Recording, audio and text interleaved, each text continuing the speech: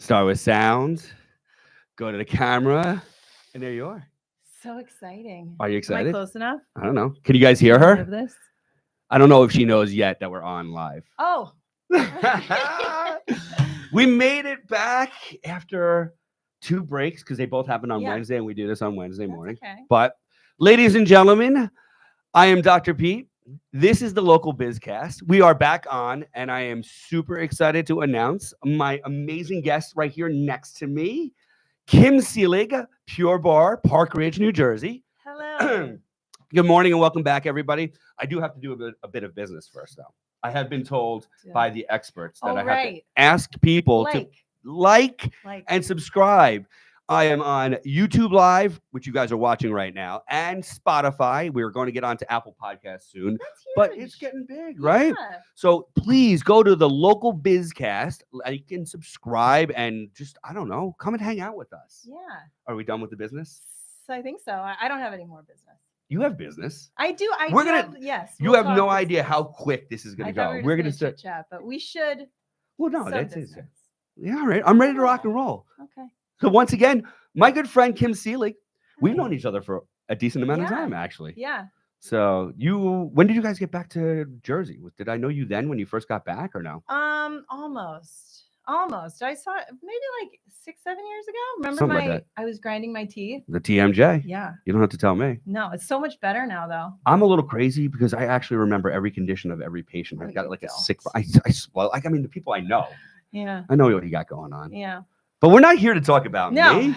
God, no. Pure Bar, Park Ridge. That's how Kim and I met, I guess, originally, or it was the TMJ. But Kelly. Kelly and Carrie were coming to Pure Bar, and then I started going there. That's it. That's how the world works. See? Yeah. This is how business works. You know what? We could stop it right now because we're talking about how to create local business, and it's just a swapperoo, and that's how this works over here. Okay. So. It's been fun, though. That's it. All right, guys. We'll see you next time on I'm just kidding. Wait, I didn't know you grew up in Yonkers. That's not you. That's not me at all. You grew up in California. Yes. That's what I was like. Wait a second. I'm like, I knew you grew up in California. They're similar. Yonkers and California, exactly the same. I was like, wait a second. I know you said something about Yonkers, but I mean about California. Yeah. Sorry, Doug. We did a little teaser for the next one over there. So no, you grew up in California. Yes. So why would you ever come to New Jersey? Oh my gosh, everyone says that. But I grew up in the Bay Area, San Francisco Bay Area, and then I went to college in San Diego State. Yeah. And it's wonderful, and I love it. And I sound like such a jerk when I say this, but 70 degrees every day gets boring. I know. Oh. I know, but I don't know. How about right now where it's like 12 degrees? I could pass on this, but I like the change of seasons, and I feel like I don't know, like a nice crappy day is like a good excuse to like stay home and do nothing and read and. You are not a vegger though. You're not vegging. I do veg. You veg? I need a veg. But like in San Diego, like it's gorgeous every day. Like you got to go out and do stuff. You're losing people. You're losing people. Yeah, I think 70 degrees is like ideal for me. That's like I know ideal. It is really nice. Yeah, but I can you see need it to every change day. or you don't appreciate it. That's what it was. I personally love 4 seasons. I'm all about snow. I'm excited when it snows. I know it called me crazy. Yeah, I got to deal with driving and everything like that. But I like it. It's very pretty. So pretty. It's on my thing. Fall, spring, you just don't get those. You don't get those over there. What's your favorite season then? Probably fall. That's mine. Why not? What do you think it is? I think it's pumpkin everything. Yeah? Yeah. I have a theory. What? I like the weather, the cooling weather, and I like the angle of the sun. And I think just the light, the way it hits the world up here during the fall is like my favorite. It's like nostalgic. Yeah. So call me crazy. I'm a little emotional. You're not crazy. I haven't eaten in a couple of days, so I'm a little emotional. Forgive me. I might start to cry. But all right. But I can understand. I understand. I got to be an empath. Yeah. I can understand 70 degrees. Okay. But you didn't. Did you come directly here? I went to New York. Yeah, you did. The big city. Where is supposed to go? Yeah, I always wanted to. I came here and visited with my sister. Well, I went to New York when I was 15, and I was like, I gotta live there. You knew it. It was amazing. Okay. And yeah, so I finished college, and then I moved out here the September after, and I lived in the city for about 10 years and loved it. Met my husband. We had our first daughter. No. And then we moved to Colorado for a couple of years. Were you trying to get back out west? No, we're just like, we're big, like snowboarding, biking, hiking. But you can't do that much of that when you have a 6-month-old. Yeah, it's tough. So tough. Yeah. Can't strap them on. And I've seen it. I've seen that. More hiking than snowboarding, but I've seen it on a snowboard. It's kind of crazy. That's not right. It's actually probably more out west than over here. Ugh. Like, why would you do that here? Sorry for the people who do that here. But then we had our second daughter in Denver, and then we moved back. And when we moved back, we had been living in Queens before, and I was like, I can't do the city again with little kids. So we moved. Bill's aunt, my husband's aunt, lives in Rivervale, and every time we would come here for like a holiday, we were like, this is gorgeous. It's so nice. Such a nice area. So we moved back. I mean, it's as close to San Diego as you're gonna get. It's so similar. Obviously. It's exactly the same. Beach. Oh, yes. I'm a beach guy. Yeah, but I love it here. All right. Yes. You love it here. Yeah, and you're here, and we're happy to have you here. Thank you. Yes. Happy to be here. There you go. But let's talk about your career. Yes.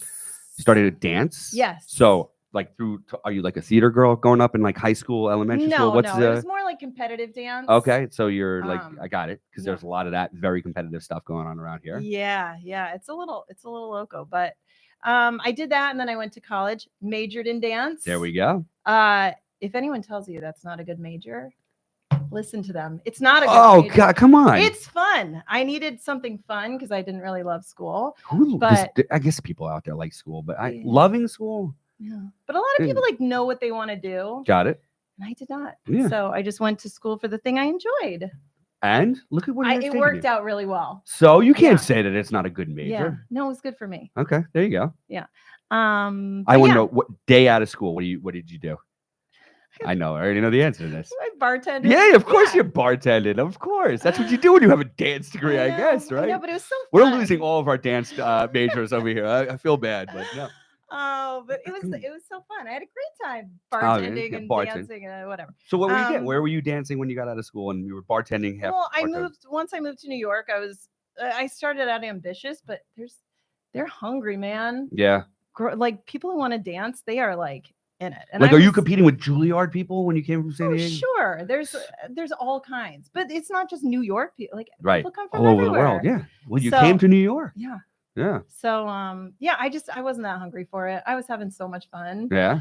And which is what you're supposed to do. Yeah. I think. Yeah, but I would still teach dance. I ended up getting certified to teach yoga. That was the next question. Yeah. So you got into yoga. And then bar classes. Yeah. But that was when you went out to Colorado, right? Yes. Yeah. Good. I do my homework. So I knew you were from Yonkers. So all right, so they started, was it Pure Bar or just Bar Method? No, or it was whatever? it was called Extend Bar. Okay. So I was teaching that in Denver. Now, to me, if I'm thinking it from the outside, and of course I've been to a class because you dragged guys into this class, men and beer, and of course you're going to get me in that. But it seemed like ballerina type of stuff. Yeah. Is that where the catalyst from bar is? Or okay. I mean, it's like a combination of, there's like some ballet, there's some Pilates, there's some yoga, like there's aspects of all of it. And all bar classes are kind of similar, but they all have, like, each brand has its unique sort of twist on it. Got it.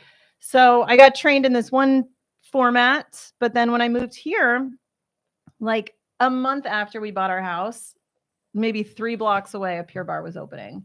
So I auditioned to teach there. I got hired, and then I've been with it since we opened. It's been about 8.5 years. So I was an instructor, and then I became the lead instructor, moved on to become the general manager, and now I own half of it. She owns half of it, ladies and gentlemen. And you're talking trash about a dance major, and look where I know. You own your own business. You're an entrepreneur. I feel like I sort of fumbled into it, but it was so. I think that's probably the best way, because you're doing something you love. Yeah, and I kind of just like kept following like the road that was like, oh, I like this. Let me do more of it. Right. Yeah. So it's good. Sometimes you have to make a left. Sometimes you have to make a right. But you just keep going. This is what I always say. What happens, like, when it gets tough, I just put my right foot in front of my left. I then put my left foot in front of my right, and I just keep on going. Yeah. And you just find a path. Yeah. It's pretty cool. Yeah. And look at you. Yeah. Pure Bar. Yeah, I love it. All right. She loves it. It's the best. She loves it. There were some things that you wanted to talk about. I do. Pure Bar. So I do. I feel like, so one thing I feel like people think that bar is, or like boutique fitness in general, is like a little bit bougie, and people get intimidated to try out those like boutique fitness classes. Right. But that is not our studio. It's super, it's welcoming. It's really friendly. It's a great community, and we are like non-judgy. We just want to have a good time. So that's a big thing I want everyone to know. Like, don't feel weird about coming in. Everyone's really nice. Yeah. That's the Have most you been important. to not nice places and not nice classes? Sure. You have. Yeah, I mean, it happens. All right. And it like varies by location. And if someone's having a crappy day and taking it out on all the rest of you guys. Yeah, like it could be a bad experience, but I feel like our spot is just like full of awesome people. I see it. I know my employees, my old employees. Yes, thousands and thousands. My wife, yeah, she did 30 days in a row straight. 30. She's Well, I don't know. solid, Is that like man. Monday through Sunday? Yeah, like, she was a beast. Yeah. Yeah, she was doing 5:30 a.m. with me. Oh. And Carrie, yeah. 5:30. Yeah. Are you a 5 a.m.er? I taught just this morning at 5:30. Teaching again tomorrow at 5:30. God, she's here at 8:30 and you 5 like you're. But it like fires you up. It sucks for about 2 weeks and then it's amazing. We talk about this, and I know I'm going to get judged because I'm supposed to be hopefully a successful entrepreneur. And you read all the books and I listen to all the podcasts, and the most successful people, they're the early people. They're the 5 a.m.ers. I'm not a 5 a.m.er. Yes, I'm judging. My in-laws were supposed to leave on Monday, but there was a huge storm. They had to drive down to South Carolina back from here, and a huge storm. So they wisely, waited until Tuesday. So I had to be at work at like 7:30. So my father-in-law got me up at about 6:05 yesterday morning. He goes, "You got to help me pack the truck." I'm all right. I throw on sweatpants. I go outside. It is negative 4,000 degrees with 2 billion mile an hour wind. Yeah. I think you froze. It was insane yesterday. And I go to myself, all right. So I go out, I do that I'm like, I'm frustrated. And then I get back into the house. I'm like, my God, I'm wide awake right now. I feel great. The cold air and the thing. And I'm like, this is what these people are talking about. Yeah. So, all right. I got to motivate like me. It does kind of suck the first few times. Yeah. But then it's like, I don't know, your body gets used to it. Yeah. And then your whole day is just like off on this great trajectory. Truth. And it's so like for me, if I'm like, I'll work out this afternoon, I just talk myself out of it by the end of the day. Yep. So you just like bang it out. You're done. You feel great. That's so motivating. You're 100% right. Yeah. Nobody can argue. I am. Yeah. It's true. It's so perfect. Objectively the best time to work out. All right. Well, objectively or subjectively or both? It's both. Okay. Science. It's science. So, well, I could tell you from obviously listening to Kelly and all of the friends that go there and being there, it is super friendly. I can't even imagine. That's why I'm shocked to hear you say that there are places out there that are not inviting or like not friendly. It happens because it's like so great in that studio. That's rare. I feel like in general, that's the vibe you want. That is what we aim for. Is like the best workout is the one that you look forward to. Yep. So yeah, it's the workout, yes, but it's also like the people that you meet there and like how you feel immediately after and during class. So that's the vibe you want. It's just like we are here to welcome have fun and get worked out, and like that's your new tribe over there. Yeah. So what's the goal of Pure Barre? What do you like if you can get somebody to do this would be like, this is Pure Barre's mission? I just want people, like, I feel like the consistency is a huge thing, but just to try it out because there's so many. So we just had bar classes, Pure Barre in general, for about 15 years, but they were reading the room and they added in a cardio class. So now there's like a little bit of that for heart health. It's called Empower. It's super fun. I'm teaching it tomorrow at 5:30. 5:30, guys. Come on. Let's go. And then maybe 2 years ago, we introduced a line, which is like a stretch class. It's balance, proprioception. It's a lot of functional movements. Right up my alley over here. It's really nice. Absolutely. And then about a year and a half ago, we introduced Define, which is a strength training class. Weights go up to 20 pounds. It's more like traditional gym movements. So it's like squats and curls and stuff like that. But I feel like it's much more approachable because, I don't know, it's just not as intimidating as walking into a gym and like picking up a dumbbell. So it's nice. And all of our teachers are trained for like all the modalities, any kind of like modification someone needs, injuries, limitations, anything like that. They're all trained in it. So it's just like a really easy way to approach it. And like the strength training I love because we know, especially women need more of that as we get older, bone health and...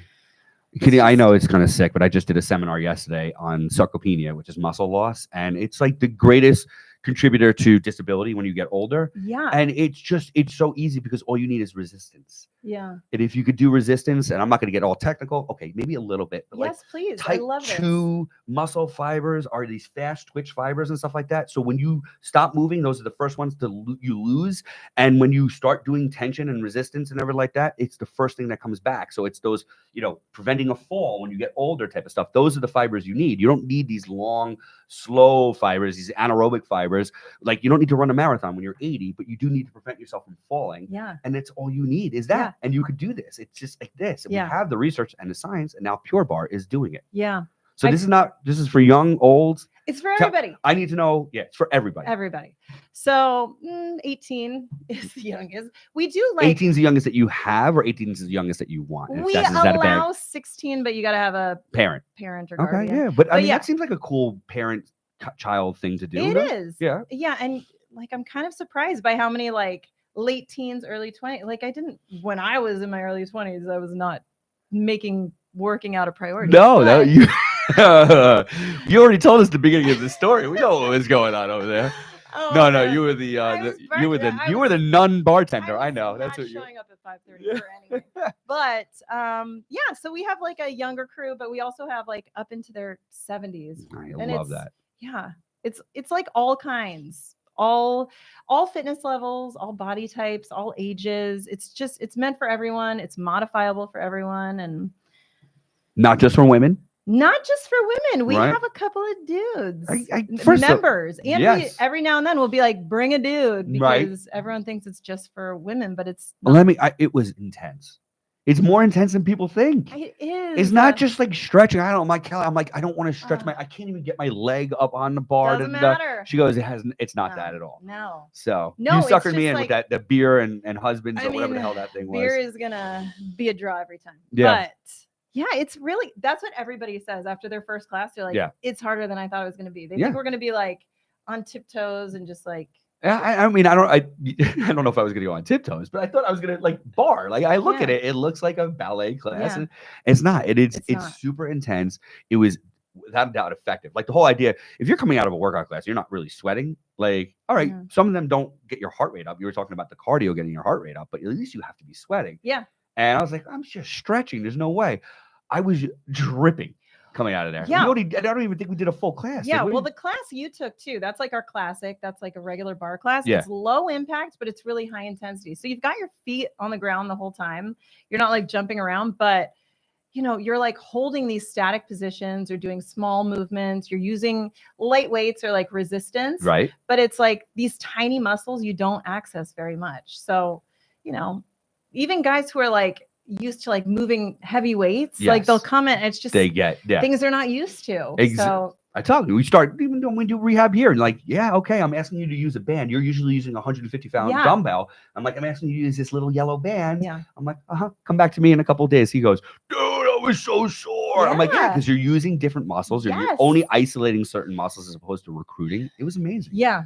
You guys know what you're doing. Yeah. So, but there's all these different formats. So some people like find one that they love, but most people, they do like an array of some strength training, some stretching, some cardio. Is that what you like? Yeah. Yeah. That's the way. It's a nice mix. But it's like, it's fun. It's fun. There's good music. There's nice people. And we have 50 classes a week. There's like something that's going to work for you. Something for everybody. Yeah. It's the truth. It's amazing. Super fun. But you do have challenges. Yes. We do have challenges. And that's why we're here. We're trying to help you out. Well, sure. Yes. What are, and I love also getting into the whole idea of being an entrepreneur and going through this process. I want people to be able to hear this. As you said, you made a left turn and you became the general manager. And then, so I want to hear that, which we did, but like, also like what goes on in owning a business and trying to make it work and successful. So you have a few of those stories. Well, there's always stuff, but so it's a franchise, but they're all individually owned. Yeah. So I know you had Corinne on here. I did. Cycle Bar. That's we have correct. The same franchisor. So like we're all kind of in the same family. And they like provide so much support and it's wonderful, but they don't know our niche specific area and our needs. So it's just like figuring out like who our people are that are actually in the area, who are looking to work out, reaching those people, showing them how wonderful our workout is. So it's figuring out like the marketing and reaching out to people. It's also, figuring out staffing because it's part-time, our teachers come in and they teach 5 or 6 classes a week, but that's like an hour at a time. They all have full-time jobs on top of all this craziness that they're doing. And then even our front desk staff, it's part-time. So we've had wonderful employees that finish high school and go off to college. Of course, I think they're supposed to do that. Yeah. So then you have to find I try more to talk them wonderful. Out of that. College schmaltz. Oh yeah, right. You're such a good guidance counselor. You're like the guidance counselors I had, I think. I don't know. So maybe you're not good enough for that. Yeah. You should think about getting into a technical. No, I'm just kidding. My mother would kill me if I said these stories and she thought they were true. So, but yeah, but that is a huge challenge. So how do you guys overcome that? Like we usually hire from within. It's usually people who are already obsessed with Pure Barre make the best employees because they get it and they like know the vibe. They know that we're looking to bring everyone in and have fun. So the ones who get it are already members. So they kind of just they're like, yeah, you're looking for extra help. So that's wonderful. We're always kind of recruiting people for the front desk and to teach. Teachers, anyone who has like a background in dance is great, but if you're just like up for it, if you're into fitness, it kind of works for you. Yeah. Do you guys go through you'll put them through training and everything like that? Yeah. So all right. Yeah, it's an intense training. It's specific to Pure Barre, so it's not like just any bar training we'll do. It's specific, but I have 2 lead teachers actually that help guide our trainees through the whole process. And how long is the process? It's just in case we have some interested people out there. Look at that. There's a whole world over there. So you have a month. And then you're teaching classes. Yeah. It's it's the best job. It is so fun. You can be in just the worst mood and you go in and it just changes everything. Do you wear the little microphone around your head? It. Little thing over there? You got it? So, all right. I like this. So, and anybody could do it. Guys, come on. Look at this. We've got opportunity available. And I mean, you started as a Pure Barre instructor. Did you have to get through that training? You went through that training already as well. Yeah, sure did. Lead instructor. Yes. General manager. Yes. I mean, there's all these possibilities out there. Yes. Left, right, making turns. You never know. Got to do. Make it work. I love that. Yeah. What? I was gonna say something. I lost her. It's okay. It's early. No, it wasn't. It's not early now, but it was early at 5 when you did your first. Hours now. What time? Yeah. So what time do you go to bed? Like 9. Yeah. No, don't. So I used to. Oh my God. We had friends who would oh, you guys want to go out to dinner? Yeah. How's 5:30? We're like, what? What do you mean 5:30? We made fun of them forever. Now we eat dinner at 5:30 or 6 o'clock. It's like we have just struck gold. Yeah. It is amazing. Home 7:30. I'm in bed. I don't mind going to bed early. Don't you feel that with the kids too? And all the crap they have to do after school or sports and stuff? Yeah. It is. Sometimes you're eating at a stupid hour. Go ahead. No, you can say 8 o'clock. It's 8. That's I'll have the kids I picked them up last night at 9:30 p.m. He's 11 years old. That's not right. He's 11. It was a Tuesday. Yeah. And I'm picking him up at 9:30 and he's got to eat after that because he had 3 things before that. Oh my God. So he's eating snacks in between. Yeah. It's been crazy around here. I coach my girls' basketball teams. They're rec teams. But last year, one of them started at 8:30 because that's the only time the gym was available. And I would finish dinner, clean it up, and then get ready. I'm not getting ready for bed. I have to leave the house exactly. Again. It's awful. How old is your daughter? I got a 12-year-old and a 9-year-old. Yeah. 6 so in the 4. Same boat. Yeah. How old are Hudson and Hudson Emma? Hudson and Emma is Hudson is 11 and Emma is 9. Are they? And they 4th and 5th? 4th and 5th grade. Oh. Why are they out until 9:30 at night? Shouldn't the 8th graders be out? And even the 8th graders probably shouldn't be out till 9:30, but the 5th graders shouldn't be out till 9:30. I know. I must have missed something. I don't know. I know. It's not right. But there's only so much gym available time. Can you believe this? No. You have 5 minutes. No. It goes quick. It's crazy. I know this is fun though. Yeah, I told you it was going to be fun. All right, hold on. Wait. I don't know. You had this secret little thing. Fun facts. Oh, I hate fun facts. What? People want to know the behind the scenes. I hate that intro when you're meeting a group of people. You have to say this. This is your elevator speech or something like that, or no, just the fun facts. I hate fun facts. So make it a completely dull and boring nothing fact. Like so what do you? No, I fold my laundry this way. My fun fact I gave you: I moved to New York. When I moved here after college, right? You hadn't met Bill yet. I hadn't met Bill yet. How old were you when you were? I was 21. 21. Yeah, I had an apartment on the Upper East Side. What do you mean you had an apartment? No, I had like secured it. I had paid the first month. Okay. I moved here with like $800 cash. I have a lot of questions here. Yeah. Do you want me to? You want to sell? No, that's it. That's the story. You moved here with $800. Yes. To New York City at 21 years old. All right, I need to. Your parents were okay with this? You know, they were super supportive, but I'm sure they were just like, what? Why? At 21, but they were really nice. Okay. Yeah. I mean, it's a different world now than it was then. So I've lived in New York my whole life. I was born in New York, born in NYU, lived in the Bronx in the Grand Concourse. I lived in Forest Hills, Queens. Now I'm in Jersey. So $800 in 1944 wasn't enough money to live in New York. So how did you? So you moved. I need to know the first day. You got out of the airplane. Oh my gosh. Yeah, I don't even think you had enough money for the cab. Oh my God, it was so crazy. LaGuardia or JFK? JFK. All right. Yeah. And then pulled up. I had to buy a bed from 1-800 mattress for $300. So that was gone. And then it was just like cup of noodles. Wait, how'd you get the key? I need to know all this. Have you heard of Normandy Court? It's on the Upper East Side. It's on 95th. We used to call it. So I went to school at Binghamton University. So we called it Normandy Court because everybody from SUNY College goes to. I think everyone has to live there before they move into another place. My sister was very close. She was at the Highgate, which was 2 blocks down on 94th or 93rd over there. Yeah. Yeah, but I just moved in there. That's an easy port of entry to New York City. It is. But yeah, I had like nothing. But I started like looking for bartending and waitressing jobs. And you must have secured that in like a second. I did. Yeah, I did. What was the first job? Rosa Mexicano across from Lincoln Center. That's a nice one. My father worked at Lincoln Center. He worked for ABC. Get out. Yeah, you know the ABC building right on Sure. He was there for 40 years. He did have the coolest phone number. I don't want to talk about me, but he did have the coolest phone number in the world. So the ABC extensions were 456. So 212 was city, 456, and my father's extension was 7890. Never forget it. 456-7890. Who has that phone number? Yeah. Call it now. I don't even know what's going on. I actually haven't called it in a while. So that's where you started. Rosa Mexicana. You're bartending it day, night. What are you doing? A little bit of both. Like whatever I could get. I was so freaked out, but it was great. It was no friends. Did you have people here? No, I had a roommate. I met my roommates. You met your roommates when you got to New York. Yeah, they were strangers. Yeah. Yeah. Are they friends now? No, we totally lost touch. Aww. This is like pre-MySpace, pre-Facebook. I know. Listen, don't you have to age yourself? I don't even know how to spell their last names anymore. So, all right. Where were they from? Wow. Philly. Did you even talk to these people? Yeah. But what did they do? Were they bartenders too? Or no, they were both teachers. Oh, so we were like opposite ships in the night. Yeah. All right. Get it. Listen, that was a place to stay. Yeah. And then you started your life. Yeah. And here you are. It worked out.